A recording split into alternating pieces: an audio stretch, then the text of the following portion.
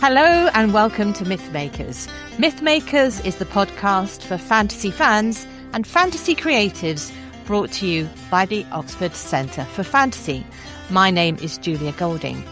And in today's episode, I am being joined by Andrew Head, our friend from Down Under, from Australia, who is a blind creative and consumer of fantasy products. Is that fair to call you that, Andrew? Yes. I mean, Andrew is my go-to on these matters, and I was raring to talk to him about this new series which Audible is doing with the Harry Potter series, turning it into a full cast dramatization. And as Andrew has so much experience, both as a writer and as a customer for fantasy, I thought he was the perfect person to talk to.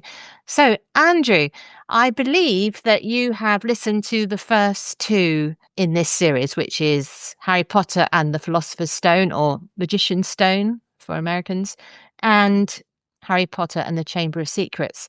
Tell me, what do you find? How do you enjoy listening to these? Are they a good experience for you? Yes, they're. I find it's quite different to how I've listened to it in the past, but I really like it's very immersive. Overall, you've got a narrator narrating the text, and then for those who haven't listened to it yet, whenever a character speaks, it's an actor playing each of the parts, if you will. Yeah, and Um, that narrator, just for those of you who haven't sort of looked at it, it's a lady with a lovely voice called Jumbo mm, Cush. So it's very different from the two male narrators for the straightforward book versions, the Stephen Fry and the Jim Dale. So going back to, let's talk mostly about the Chamber of Secrets. What did you feel about the overall production, the people chosen as the main characters, the soundscape, the sort of sense of place? I think where it's different, obviously, is you get a sense of being in a room or left and right speakers, and they're really sort yeah. of making you feel immersed in this world, aren't they? Oh yeah, definitely. Yeah, it's very immersive. Yeah, it's wonderful that it's like an audio movie. Yeah. In a sense, yeah, and it's like, yeah, when you hear them running, when they say, oh, they ran towards the door, you hear them running, or with the the flying car, Oh yeah. when Ron says, "Put your foot down, Fred," the car's idling, and when he says, "Put your foot down," you hear it sort of, rev up and drive off, and it's just, yeah, really cool and immersive what they've done. I like a lot of obviously I don't know who all the actors are, but I like that there's lots of actors playing the different parts. I You got really like. Freddie Treadaway is Harry, just to Oh yeah. Mm, and I'll fill you in on some of the others. You can tell me who you like. So you got Max Lester yeah. as Ron Weasley, Yep. Arabella Uh, Stanton as Hermione Granger. Don't you think she sounds exactly like Emma Watson? oh, 100%. Yeah, 100%. It's uncanny. And she's Hermione. I believe is playing Hermione in the TV show adaptation as well. Yeah, so Uh, she's cornered the market on Hermione yeah. Granger for this generation.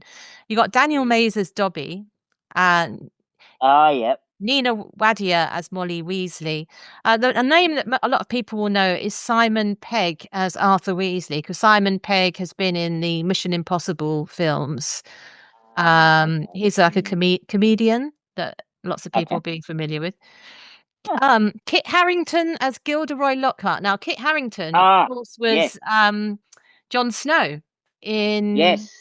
Game of Thrones. So, Yeah, yeah, that's one of the things I was going to. I think he's done a superb job as Gilderoy Lockhart. But for me, it's quite funny because obviously I only know him as Jon Snow, and he's a very good actor because I assumed that his northern accent that he does for Jon Snow was his regular voice. ah, So to hear Kit Harington, you can, how do I put it? You can sort of hear you can tell it's still Kit Harington, with his regular voice, and sometimes at the end of sentences you can sort of hear, sometimes in my head I would go, as a joke, I'd go, said Jon Snow.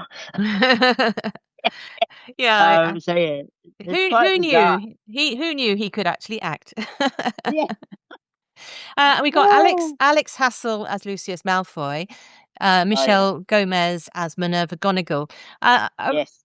so coming down towards the end of this list of the main stars, I think Riz Ahmed as Severus Snape.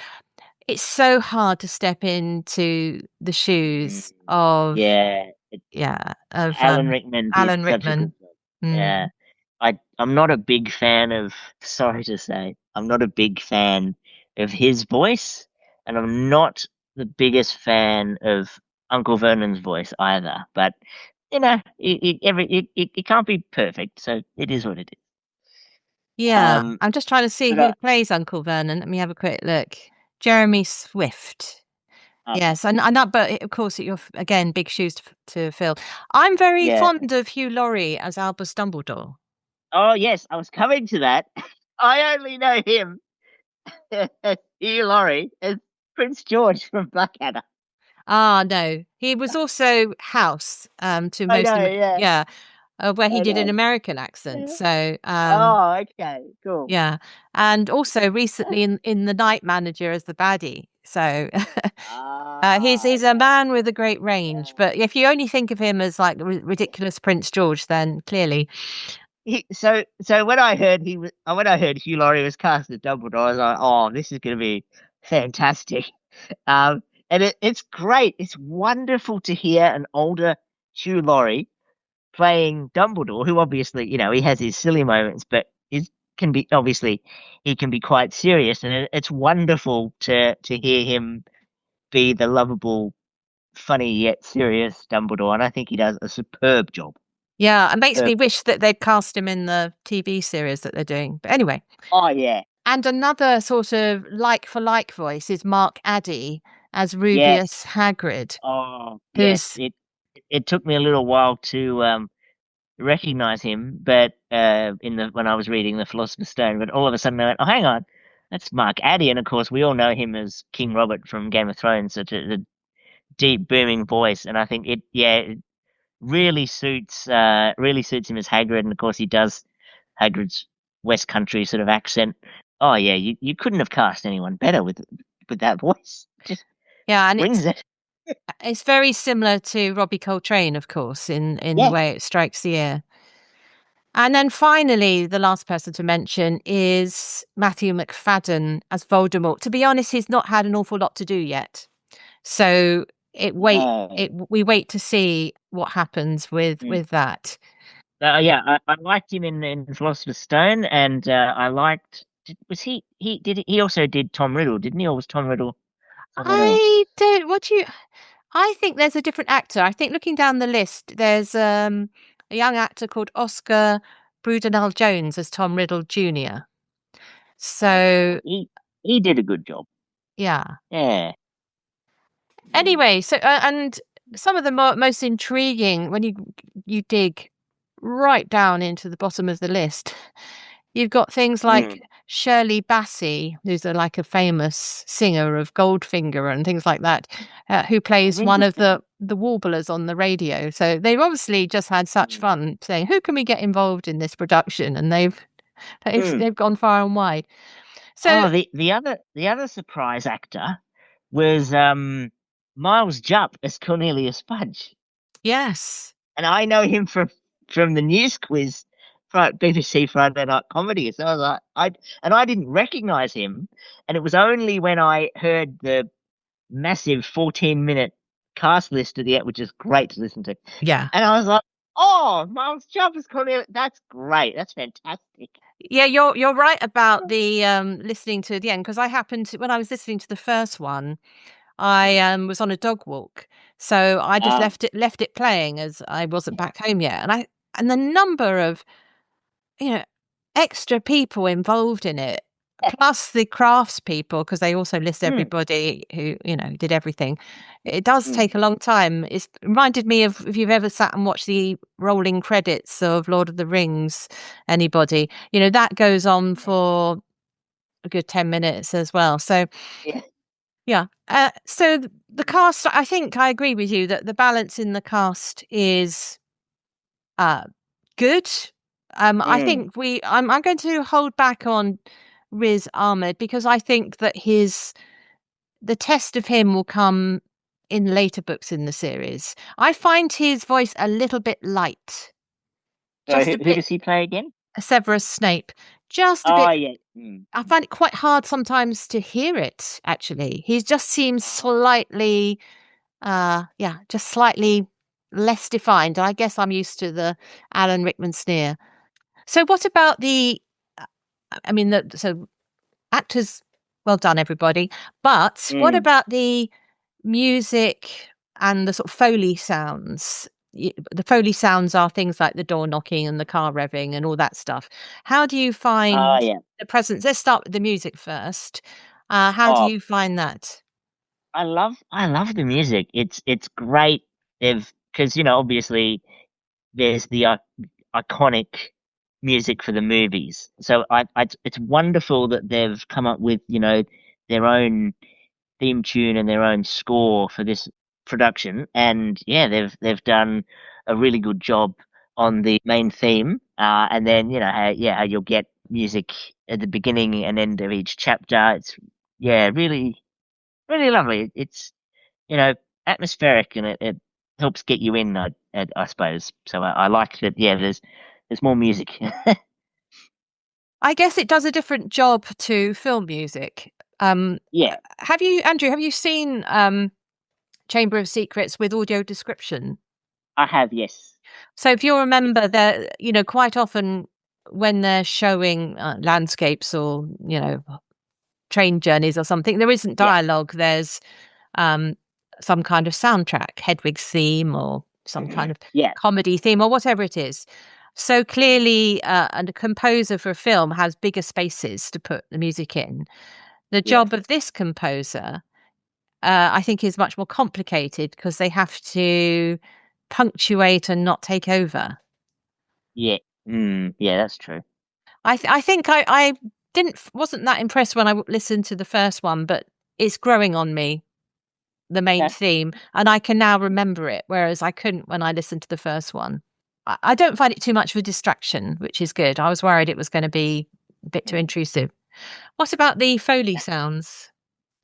Oh, as I say, it's very very immersive. It yeah really helps draw you in. The scale of detail that they've gone to is incredible. And when they're in the bathroom, which obviously in this one quite a lot, Mm. um, they it echoes, and then it's. I mean, I've sort of when I listen to books, I prefer to have my Bluetooth speaker, but because this is so immersive and rich in audio, I've listened to some of it with the speaker. I've listened to some of it with my noise cancelling headphones. I've listened to some of it with my Apple AirPods, and yeah, it's nice to have headphones in and at different times and get more of the atmospheric sounds of the fire in the background, say in the common room or Hagrid's hut, and just the different sounds of different rooms, like a classroom as opposed to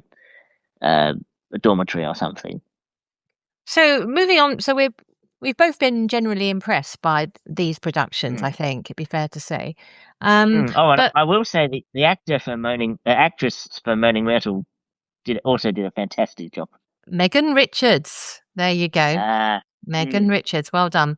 The only thing I don't like, by the way, is I don't like the Mm. fact that the twins are the same, the two Weasleys are the same actor.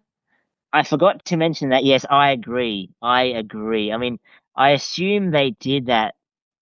So from an audio perspective, and I'm just assuming and using logic, but from an audio perspective, they may have done that to sort of show that they're identical. But I think it's, I mean, in theory, great, but I think it would be better to have two different actors because yeah, it's a bit confusing as to, oh, is that Fred saying that or is that George? And I Um, don't think it's a helpful confusion either because it's no. identical. So Hamish Lloyd Mm. Barnes is given this job of doing both. And Oh, it must be a lot more work for it. it particularly doesn't work for me when they layer the voices over each other. Yeah, And I don't know why they just didn't find two twins or yeah. somebody who sounded a bit like Hamish. Anyway, uh, Mm, that's a cheapskate thing to do, which is weird yeah. considering it's such a massive production. So, Mm, what I wanted to ask you particularly is how does this compare for you to the single reader version? You said to me that you had listened to the Stephen Fry version, which is the one I've yeah. listened to. Mm. How would you compare? If you're going to listen to this again, are you going to go back to the Stephen Fry version or are you going to go back to this? The full cast is very enjoyable. It's great. It's different, and it's nice to reread it with all this difference. But it can't, in my humble opinion, it it cannot replace Stephen Fry's version. It's just so nostalgic, and it, it he just does such a great job with the narration and the all the different voices he does for the characters. He's an extremely talented actor. It's amazing the different so many different voices subtly changing for all the characters, and yeah, it just can't compare. I mean, I listened to this over and over and over and over as a child. I'd have it like from 11 to 18, 19. I'd I'd read the books all the way through, but then at not sometimes I'd go through periods at night where I just go from book 1 to 7 and start listening to a new CD each night and just fall asleep to Harry Potter basically. So it's been and it's Yeah. still not gotten old. I still love the books as much as ever. So it's yeah, it can't replace that. But in saying that, I do hope that maybe there's young blind children listening to this, listening to the full cast editions for the first time, and if that's what gets them into Harry Potter and they enjoy it, and this is the version that they prefer, well then that's great. And if it does that job, then that's wonderful. I guess this rather sort of touches on this phenomenon that we're going through at the moment of Mm, there being these dramatized full cast versions of books which are written for reading or mm. reading out aloud. What do you feel about this? Have you listened to any? Is this the first one you've listened to like this, or are there others you've already tried where they've done this? Well, the only other one that springs to mind immediately is Philip Pullman's His Dark Materials, where there's no music, there's a bit of music. There's no folio sound effects in the background, but it's Philip Pullman reading the story, and then all the actors are voiced by different people. Do you think it works because they haven't adapted it for? Well, they've only slightly adapted it in this case. I think they may have dropped a word here or there, as he said or she said, but nothing else. Mm, So it's a sort of juggling act between the narrator and mm. the cast. And clearly, J.K. Rowling didn't write it with this in mind. Yeah, If we think of, let me explain. If we think of Lord of the Rings, the yeah, version that stands a bit like this, of course, is the BBC dramatised adaptation, which was made into yeah, a radio play. And so it moved much further away from the book as a result because it is a radio play. But you yeah, get similar qualities, and then you get the read versions. I think we've talked about them before, the Andy Serkis yeah. one and so on. So this one, they haven't gone to the let's adapt it for a radio play version. Mm. They've done the let's just read it and drop in the characters. And the question is, does it work? Yes, I think it does. I think it does. I take my hat off to them. They've done a good job of putting it all together, and it's a great, I don't know, new medium. Yeah, I think you're right. I think it's Yeah, a new medium. yeah, yeah. It's great. It'd be interesting if they're going to bring out more books like this. It'd be interesting to see how they do it. Some of Um, the books I listened to on audio mm, started promoting to me versions like this. For example, okay. some of the books by Lona Andrews. And I listened to a sample thinking, what would I get if I downloaded this? And I didn't, from the sample I tried, I found the Foley sounds far too, I should perhaps give it another go, but I found the Foley sounds too on the nose, footsteps and things. Clearly, this has had a lot more money spent on it, and it's been Yeah. done to the most professional standards you can. So Mm, this is, I think, like the peak version of this. okay. Yeah. Whereas in some other versions, it's just a bit distracting. So I'm interested to see how it develops. Also, the other thing is that I think Harry Potter itself, because of the sort of dialogue-driven nature of it and the banter and what have you, works quite well with voices reading out. A book that is Mm, more reflective with, or it only works with certain points of view, doesn't it? So a third yeah. person point of view with a narrator seems to work. Whereas if you're doing a first person story, it would be funny. How would that work? So they've picked the right one to try. Yeah. I hadn't thought of that actually. Mm. But Yeah. maybe we should keep an eye out for some, because they're going to be doing more of this, because they can get us all to Mm, pay again, can't they, for yet more product? yeah. And Yeah. see Mm, what style of books works best. But yeah. yeah, so they've just done. I've started listening to The Prisoner of Azkaban, which so Mm, far is actually my favourite of the three. Which I also oh, like it as a book, yeah. um, because Mm, of the murder mystery feel of it, uh, yeah. and then the clever. I haven't got to that bit yet, but the sort of how you solve all the problems in the plot with the time turner. Um, but I actually Oh, yeah, I'm actually enjoying the that one most out of all of them. So if you haven't got to that, I okay. think you've got something to look forward to going forward. Yes, I'll be particularly interested. Now that you mention it, I'll be particularly interested to hear what the Dementors sound like. Yeah, and the other thing about it, which of course my most recent memory of that story is the film version, which I did like as a film. But I enjoy the slower pace. I'd forgotten, for example, that Harry gets Mm, a couple of weeks just enjoying himself in Diagon Alley and gets to know it, and that feeling of yeah. finally Harry gets something happy. And I very much like the way they're doing Professor Lupin. So lots to look Yeah. forward to there. So Mm. going back to our verdict on the Chamber of Secrets, Andrew, would you give it a star rating out of 5? Overall, 5 of 5, 5 out of 5 stars. But if we include, if we comparing to Stephen Fry, it'd be 4 out of 5. But on its own, yeah, definitely 5 out of 5 for the superb job they've done. The immersiveness it's brought, as I say, reading Harry Potter again, it sort of brought it to life in a new way. So I'd give it 5 out of 5 stars for sure. Well, thank you so much, Andrew, for joining us. And we'll look forward to seeing what they do with the rest of the series. I'm going to be intrigued because the books get longer and longer after. They do. So it's going to be many hours of listening by the time we get to Goblet of Fire.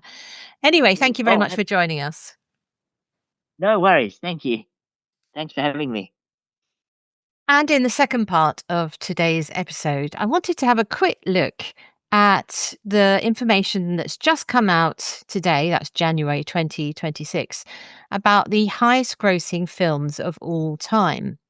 So I'll tell you what they are in reverse order and just look at how many of them are fantasy films. Often the fantasy is in the form of an animation. So we've got Inside Out 2 at number 10 in 2024, which took 1.69 billion. That's the sort of what you need to do to get into the top 10.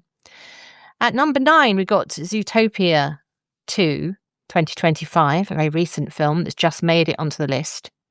At number 8, this is the first time we see a sort of live action one. We got Spider-Man No Way Home from back in 2021. At number 7, we've got Avengers Infinity War from 2018. And this is the first film on the list to get over 2 billion. At number 6, we've got Star Wars The Force Awakens from 2015. That was the big reboot of Star Wars, which went quite well. I'm not sure the other films in that series maintained that enthusiasm. And then at number 5, we've got Ni Za 2 from 2025. More about Ni Za in a moment. At number 4, we've got Titanic. Now, I think Titanic is the only non-fantasy title in this list. That's from back in 1997 and is the oldest film on the list. And at number 3, we have Avatar, The Way of Water from 2022. At number 2, we got Avengers Endgame from 2019. And then sitting at the top of the list, at quite a remarkable amount of money, we've got Avatar, the 2009, the first version of that franchise, which came in with a grossing amount of 2.92 billion, so nearly 3 billion. Some interesting things to say about this. One is, films aren't earning as much. That I think that represents the decline of the film industry in theatres. Clearly, there's a lot of money to be made in other forms of this. Also, if you compared it to the top grossing video games, these would be, very modest figures. So we have to remember that a lot of money is being made over in this other medium these days, though they do feed across, of course. And the common phenomenon between all of them is spectacle. Fantasy obviously lends itself to these huge landscapes and special effects and flying and superhero powers and all that kind of thing. But even Titanic on that list shares that in their DNA. It has the drama of this massive ship, the landscapes of the sea, the iceberg, the frozen wastes and all that sort of thing. Plus it's a love story as well, which, the central performance there was very engaging. Avatar is also a love story. And so there are a number of romances on this list. So it seems as though if you want to make a lot of money, you have to spend a lot of money on these big films, the big spectacles, but you can also make your studio go broke because it may bomb. For example, the Star Wars franchise, it hasn't gone broke, obviously, clearly not. Andor shows it's in good health. But something like the Solo film didn't make back its money. So you can have your misses even if you go full on with your special effects and your sort of, your starscapes and all that kind of thing. Story and performance are key. I personally don't like Avatar. I've not gone since seeing the first one. It's not for me, but it's clearly for many people out there because there's 2 titles in the top 10. Of the films on the list, the one that I've actually enjoyed the most is the Spider-Man because I think Tom Holland's great, and he as Spider-Man, and that's the one I like on this list. I found Titanic a bit overextended, a bit overblown. Not for me. Soundtrack was good. Some bits of it were fine, but these aren't my favourite kinds of films. What do you think? I mean, it's down to taste, isn't it? And what they're looking at here are films which are able to play to the biggest common denominator in the world. So we may have our favourite homegrown films, but these ones are able to appeal to a wide audience. But what about Ni Za, number 2? I'd never heard of this film before, and it has made most of its box office, 2.21 billion, in China. It is made in China. So that, of course, sent me to have a look at the trailer for this film. It's a series of films about a boy born to be a demon who defies his fate. It looks great and reminds me a lot of the Demon Hunters, that film that's been, ruling the roost on Netflix for the last year. And it's interesting to see a shift to particularly animation coming out of the East, from Korea, from China, Japan, of course, for many, many years, and how that's appealing to a world taste. I think it's good because it gives us different stories, different images, different ideas about folklore and mythology. So it adds to the world's stories. I'd be very interested to see this. I wonder if I'll have to look up, see if there's a version that I can access. What is missing for me, of course, is there is no Lord of the Rings. None of the 3 films make it on here. There is none of the Narnia films. It'd be interesting to see if this starts to change when the new Narnia films come out. But these huge films with the Marvel universe behind them or Star Wars behind them, have they reached their high tide? And is there now a draining away from that kind of film until a new franchise comes along? I don't think any of us know what it will be. And also it reminds us of the importance of animated films. Clearly that appeals to a kid audience, the kind of film you take a birthday party to. But they are also incredibly expensive to make. You wouldn't think that, would you? You would think, oh, surely building sets and all this kind of thing, that is more expensive. But no, an animated film is a very expensive thing to make. If you get it right, though, you can make a lot of money. But it does remind us that fantasy is what sells, be it superhero, be it blue creatures from another planet, be it space opera or clever, witty, Inside Out style drama or animal fables. Fantasy is what sells. So I can report today that a fantasy is very much alive and kicking as a genre in the film industry. Thank you very much for listening.